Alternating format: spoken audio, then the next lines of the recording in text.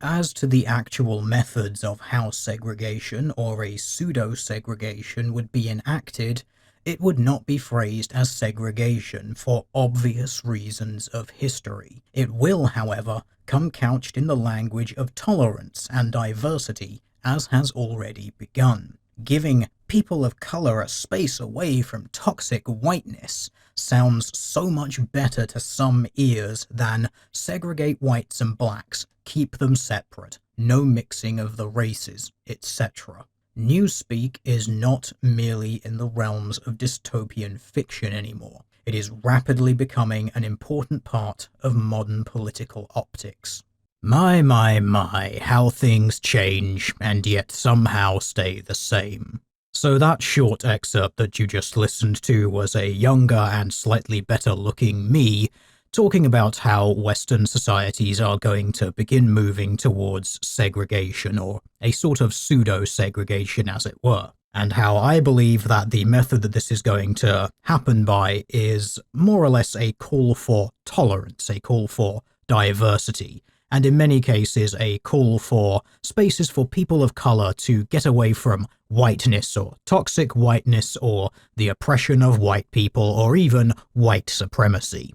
So why exactly am I bringing this back up? What is the purpose of digging up this 2-year-old fossil and showing it to you all again? Well, it ties into something which you are probably all familiar with, since if you're subscribed to this channel, you probably at least keep a thumb on the pulse of socio-politics around and about the place.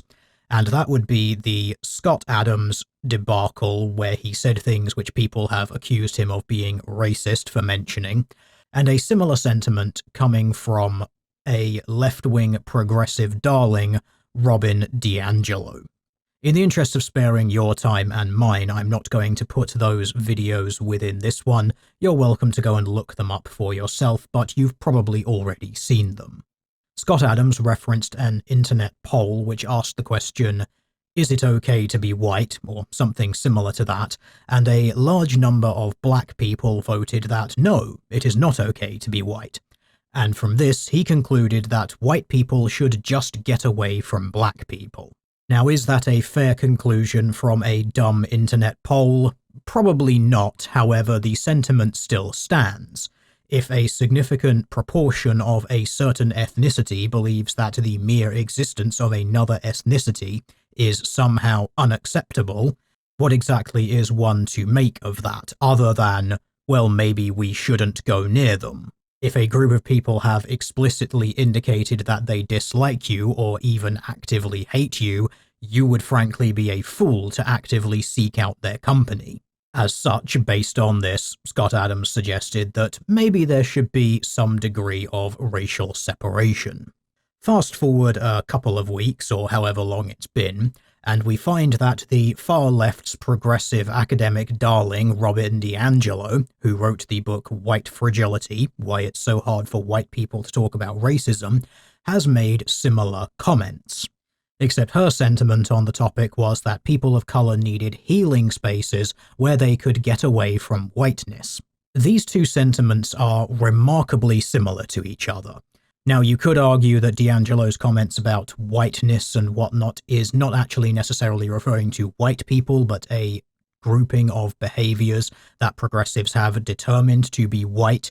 You can see things such as the Smithsonian infographic, which was somewhat infamous on this topic, where they include things such as being on time and using the scientific method as being white. So basically, whiteness to the progressive is anything that helps to create a functioning society. You could also mention that having spaces away from that as a time of healing could therefore not be in reference to a total segregation, but merely a dedicated time and place to go to be away from it.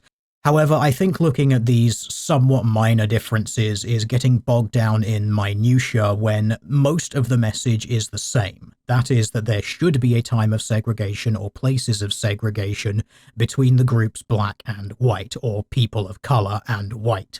I think the only real difference between the Adams position and the DiAngelo position is the amount of time or specific locations, be it all the time, everywhere, or limited capacity, limited times, limited places. Again, I think we're looking at two messages which are more similar than they are dissimilar. So is this just me sitting stroking my ego saying, I called it? Well, kind of, but I'd also like to use this to springboard into something a little more interesting. And that is the topic of the outrage that both of these people have received, or more correctly, the outrage that one of these people received that the other notably didn't. The evil cartoonist man, who is evil and a cartoonist, was lambasted on Twitter and pretty much every other social media for being an obvious racist, white supremacist, evil, blah blah blah, you get the idea. Whereas D'Angelo's comments were met with stroked chins and mumbles of, ah yes, interesting, maybe we should consider this. And of course, internet talking heads have been quick to jump on this and point out the obvious hypocrisy of these two positions, especially since you find that a lot of left-wing progressives were criticizing the segregation position when one person said it, but are often actively in support of it when someone else says it.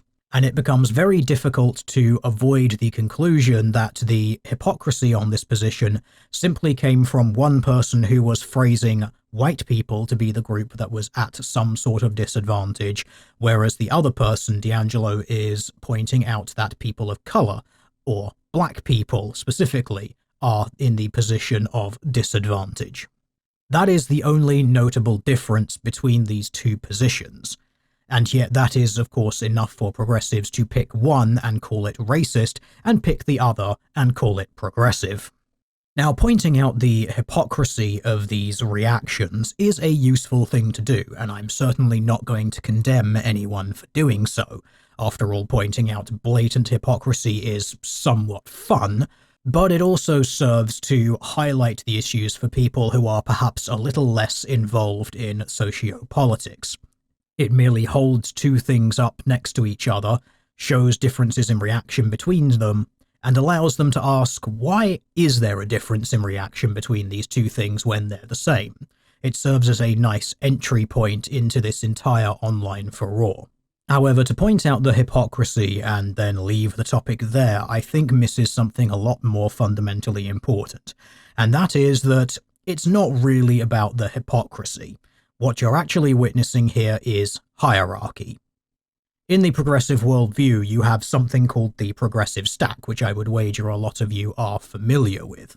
And this is the idea that certain people should be given preference in expressing ideas or simply having talking time based on various immutable characteristics that they may have, frequently skin color or biological sex. Although you can throw other variables into that, such as mental illness or physical disability as well. And an interesting note of history, it was the application of this method of doing things that partially helped to kill the Occupy Wall Street movement. And what you're seeing here is simply an application of that hierarchy. White man says, hey, maybe this racial integration thing hasn't gone quite according to plan, perhaps we could have limited times for segregation.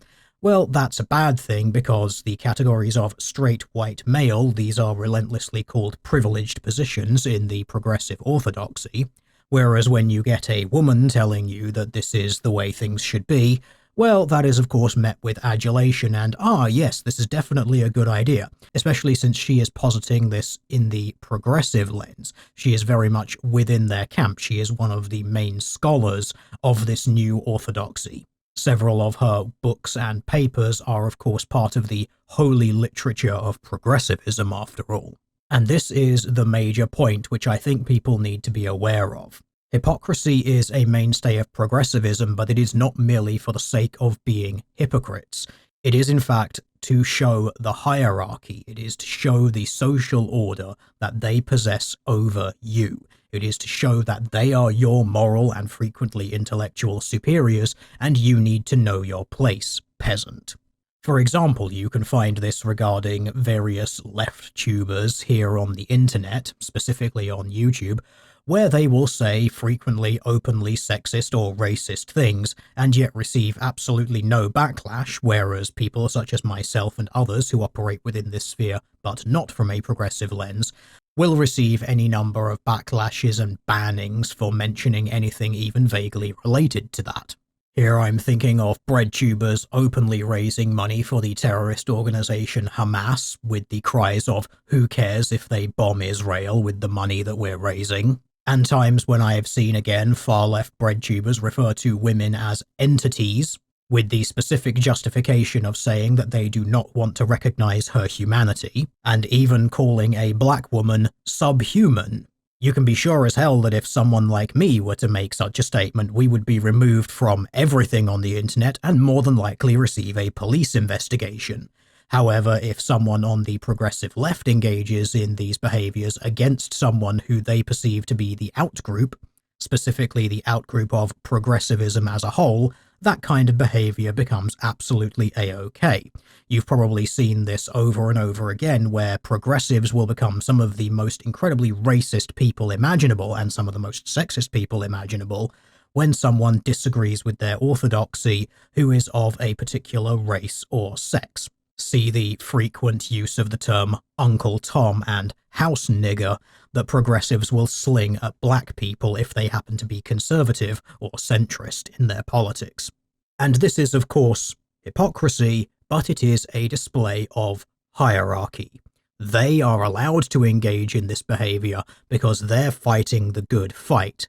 They are the woke progressive Marxists who are going to make the world a better place if only you will bow down and do everything that they tell you, and that's why they are allowed to use this language and engage in this kind of behavior.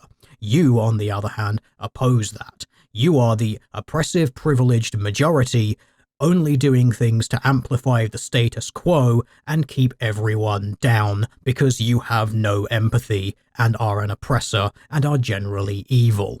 So to summarize, it is okay to point out the hypocrisy. Indeed, I would go so far as to say it is necessary to point out the hypocrisy. But that pointing out of the hypocrisy also needs to be backed up by the pointing out of the hierarchy that hypocrisy is enforcing.